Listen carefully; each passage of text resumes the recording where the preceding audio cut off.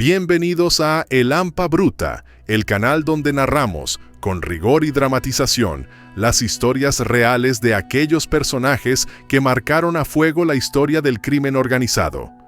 Aquí no glorificamos a nadie, no justificamos la ilegalidad, ni celebramos la violencia. Buscamos entender cómo se forjaron estos imperios clandestinos y qué consecuencias dejaron tras su paso. En este episodio viajamos a los años más oscuros y remotos del tráfico de narcóticos en México, a una época donde no existían cárteles formalizados ni pactos internacionales, pero sí un hombre que entendió, antes que nadie, el verdadero valor de una ruta, de una alianza y del silencio. Hoy conoceremos la historia de Pedro Avilés Pérez, también conocido como Don Pedro o el León de la Sierra, el pionero, el mentor, el primer gran estratega que sentó las bases de lo que décadas después se convertiría en una industria criminal sin precedentes. Y recuerda, si estas historias te ayudan a comprender cómo surgieron los imperios criminales que marcaron a fuego nuestra historia, te invitamos a ser parte activa de esta comunidad. Suscribirte, activar la campanita, compartir y comentar hace una gran diferencia. Y si quieres apoyar aún más este proyecto, también puedes unirte como miembro del canal. Y ahora sí, acompáñanos a conocer la historia de Pedro Avilés Pérez, el hombre que encendió la mecha del tráfico de narcóticos moderno en México. En el corazón del llamado Triángulo Dorado, donde se entrelazan las montañas de Durango, Chihuahua y Sinaloa, nació uno de los nombres más decisivos en la historia del narcotráfico en México. Pedro Avilés Pérez, conocido como Don Pedro o el León de la Sierra, no solo fue un jefe criminal, fue el arquitecto del primer modelo operativo del narco mexicano. Aunque algunos documentos señalan su nacimiento en Badiraguato, la mayoría coincide en que vino al mundo en Tamazula, Durango, durante la década de 1930, entre 1931 y 1938. En un entorno rural donde la siembra de amapola era parte del paisaje, Avilés creció viendo cómo la goma de opio se producía sin una estructura comercial sólida. Años más tarde, sería él quien transformaría ese caos campesino en una red operativa de exportación. Organizó a los cultivadores de la sierra, centralizó la producción en puntos estratégicos de Culiacán y estableció rutas que llevaban la mercancía hasta Baja California, donde cruzaba la frontera hacia Estados Unidos. Durante la Segunda Guerra Mundial, con las rutas asiáticas bloqueadas y el frente europeo en llamas, Estados Unidos necesitaba opio para fabricar morfina con la que tratar a sus soldados heridos. Con el visto bueno tácito del gobierno estadounidense, narcotraficantes como Pedro Avilés se convirtieron en proveedores clave. Estados Unidos, en aquel momento, miró hacia otro lado, mientras la goma mexicana salvaba vidas al norte del río Bravo. El tráfico de opio se disparó, y aunque Don Pedro también movía cocaína, esa mercancía aún no tenía el peso que tendría años más tarde. El liderazgo de Pedro Avilés no se limitó a la producción y traslado. Fue un pionero en profesionalizar el negocio y en tejer una red criminal con una estructura que serviría de base para todos los cárteles que vendrían después. En la segunda mitad de los años 60, mientras el mundo cambiaba a pasos agigantados con guerras, contraculturas y transformaciones sociales, Pedro Avilés Pérez ya iba varios pasos adelante desde su trinchera silenciosa en la Sierra Madre Occidental. No era un caudillo rural cualquiera. Desde Durango, Sinaloa y Sonora, regiones que bajo su control operaban como engranajes de una maquinaria aceitada, movía con precisión quirúrgica toneladas de marihuana y opio hacia el norte. Se trataba de rutas ancestrales convertidas en corredores logísticos, aprovechando la geografía agreste, la lealtad de los lugareños y una red de complicidades que escalaba desde los sembradíos hasta oficinas gubernamentales. El León de la Sierra, como lo llamaban, tenía algo que lo distinguía de otros hombres rudos de la sierra: su mentalidad de estratega. Fue el primero en concebir el tráfico de narcóticos no como una aventura peligrosa, sino como un negocio internacional, estructurado, eficiente. Antes de que la palabra cártel se utilizara con naturalidad, Avilés ya dirigía verdaderas clicas criminales, organizadas bajo una jerarquía funcional, con códigos internos, rutas establecidas y zonas de influencia claramente definidas. Su liderazgo era firme pero calculado. Evitaba el derramamiento de sangre innecesario, aunque imponía respeto absoluto. Su lema personal era elocuente: ellos se levantan todos los días para ver cómo pueden chingarme y yo a no dejarme. En aquellos años, tejió alianzas que extendieron su influencia a lo largo del país. Jaime Herrera Nevares en Durango, Miguel Urías Uriarte en Sonora y Ernesto Fonseca Carrillo, alias Don Neto, en Sinaloa, se convirtieron en piezas clave dentro del engranaje. Con ellos, construyó un corredor de tráfico que atravesaba estados enteros y conectaba la sierra con las ciudades fronterizas como Mexicali y Tijuana. Cada región operaba como una especie de franquicia, respondiendo a la autoridad suprema de Don Pedro.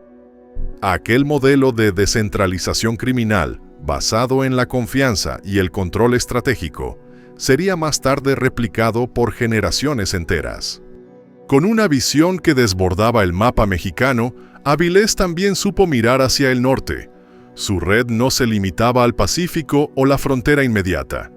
Gracias a contactos estratégicos, logró establecer vínculos con figuras clave del crimen organizado en Estados Unidos. Entre ellos, se menciona a Benjamin Bugsy Siegel, leyenda de la mafia italoamericana, quien habría servido de puente para ponerlo en contacto con Max Kosman, apodado el Rey del Opio. Este último era un operador esencial en el tráfico de heroína hacia Norteamérica, y a través de esa conexión se le atribuye a Avilés haber tenido incluso vínculos indirectos con Charles Lucky Luciano, uno de los fundadores de la mafia moderna. Desde su centro de operaciones en la sierra, supervisaba cada movimiento. Cada cargamento, cada ruta, cada aliado era cuidadosamente elegido. Sabía que el margen de error era mínimo, por eso se mantenía en constante movimiento, evitando rutinas y comunicándose solo a través de emisarios de su total confianza. Esa cautela fue la que le permitió sobrevivir durante casi 2 décadas a emboscadas, traiciones y operativos del gobierno. Pero también fue esa misma expansión la que atrajo el foco de atención federal. Para mediados de los años 70, el cerco comenzaba a cerrarse. Las agencias de inteligencia mexicanas y estadounidenses intensificaron su presión. En la sierra, los operativos se hicieron más frecuentes, se destruían sembradíos, se cateaban comunidades enteras, se aumentaban los controles sobre las rutas clave. Avilés, que ya no era un nombre cualquiera, se volvió objetivo prioritario. Pero no estaba solo. A su alrededor, una nueva generación de criminales comenzaba a formarse bajo su tutela. Entre sus aprendices más cercanos estaban algunos de los nombres que, en las décadas siguientes, dominarían la historia del tráfico de sustancias ilícitas en México.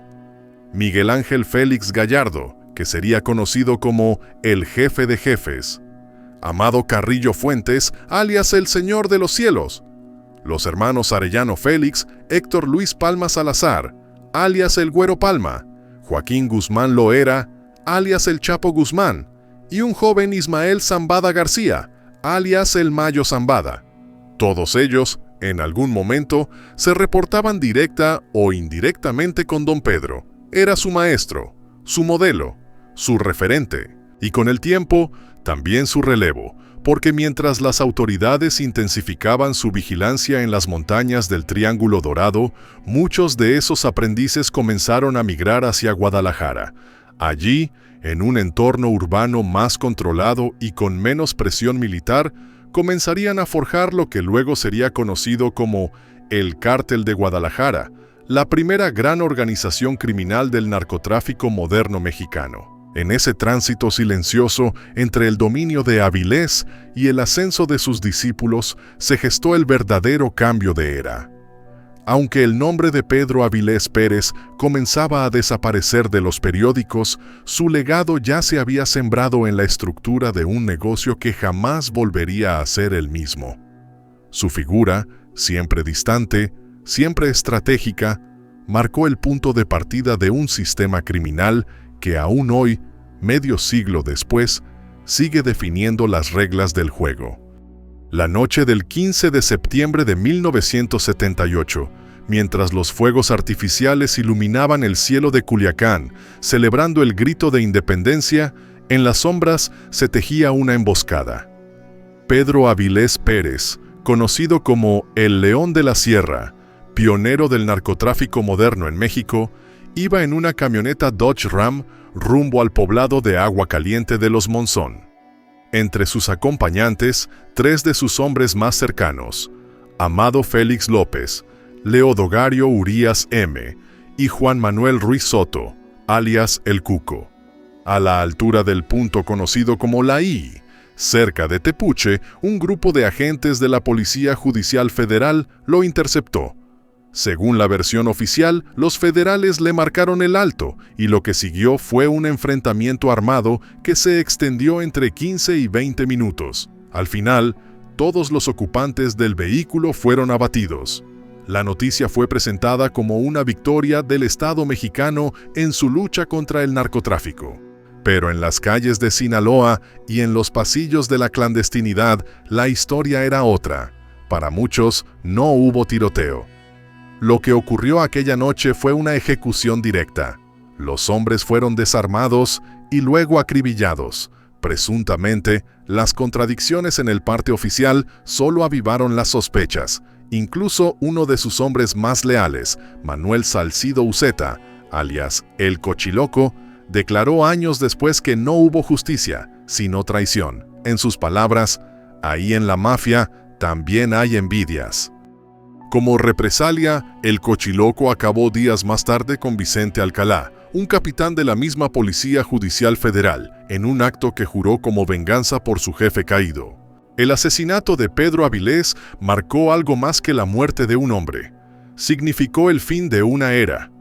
Con su salida del juego, el equilibrio de poder se rompió y comenzó una reorganización profunda del crimen organizado en México. De las cenizas del viejo orden surgiría un nuevo imperio, el Cártel de Guadalajara.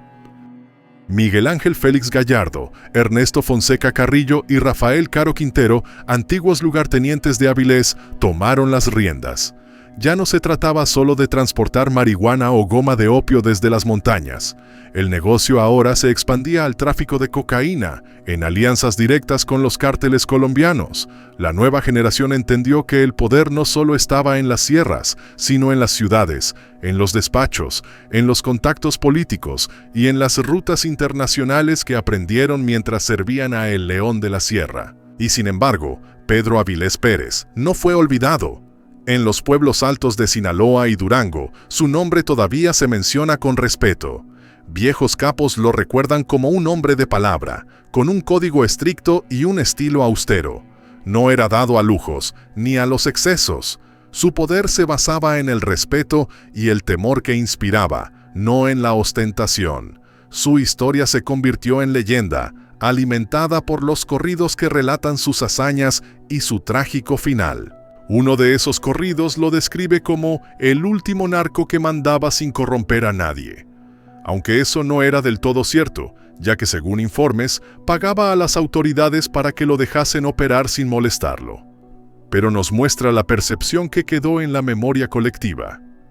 La de un hombre que lideraba con estrategia y respeto en una época en la que el tráfico de narcóticos aún no era el monstruo violento y descontrolado en que luego se transformaría. A nivel estructural, Avilés sentó las bases de casi todos los elementos que caracterizan al crimen organizado moderno.